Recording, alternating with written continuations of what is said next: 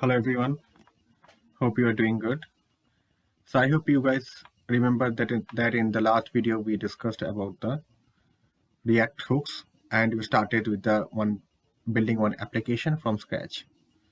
So in the last video we learned about the use effect and use state hooks. So today we are going to learn about that use reducer hooks. So what is the purpose of this hook use reducer? So remember use reducer is not something the store management. It is again component state management which can be achieved by the user state as well. But where to use user state and when to use useReducer, that depends. So if you have a form and which is dealing with one or two values component level state, it's better to go with the user state. But when the form is very bigger one, you have 20, 30 or 10 more than 5 fields that are there. So in that kind of scenario, it will be better to go with the useReducer hook because your code will be neat and clean, and the same thing you are achieving what you are achieving through the user state. So let me show you that how we can do this user state. So right now you are as you can see that we are in the same application, the one we did in last video. So let me go to my code, Visual Studio Code. So all codes are same whatever it was before. So to work on useReducer, let me take a p tag here, p tag, and I'm giving one input type here.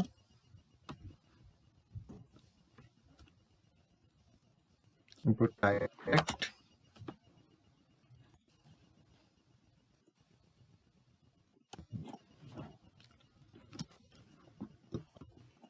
Value, I'll give it null for now.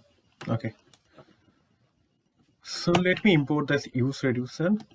So I can do const state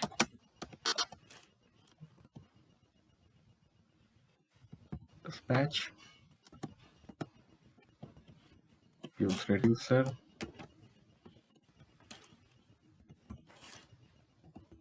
reducer name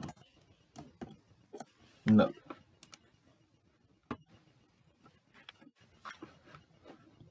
And now I'll give here state dot name. So that I'm just going to create one method name as a reducer. So const reducer state action.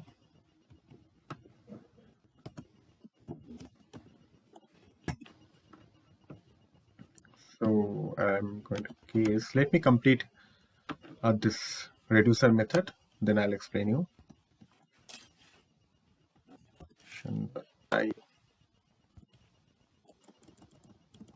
Sorry, I forgot to write the switch.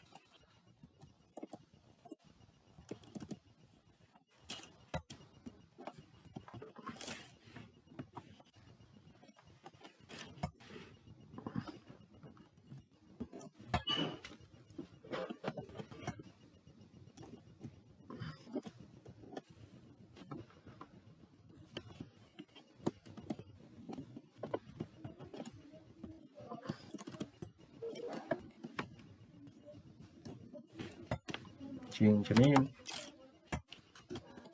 return name is action dot value. Whenever writing a switch case, you should give one default. So in default, I'm returning the state here. Now to call this method, I'll go with on change.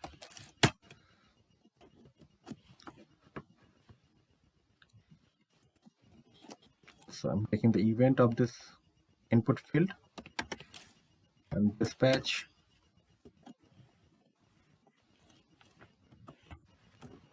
type should be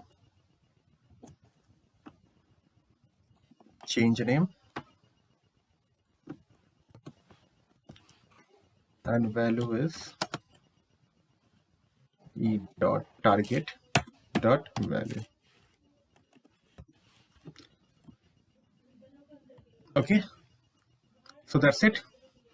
So what I have did I created one const here, and then dispatch method here, and then I have given useReducer, and I'm taking one state that is a name, the one I have used here, and I wrote a reducer method. In reducer method, I have a switch condition here, change name, and I passing the change name from here.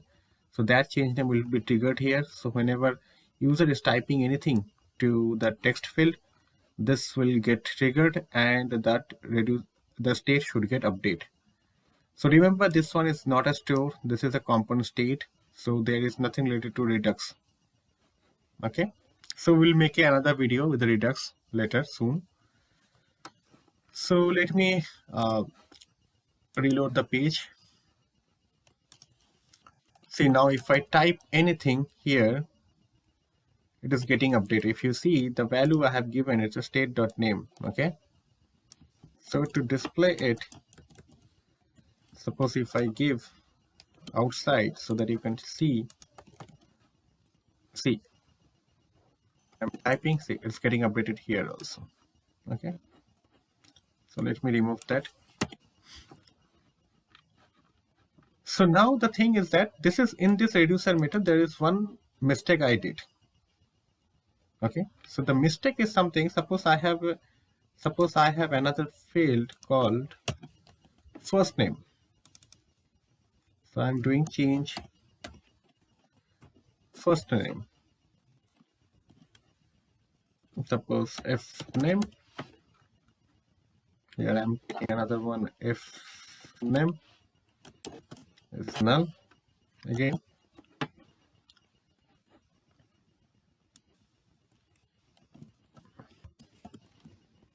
Now if I go here and if I take this one, change first name,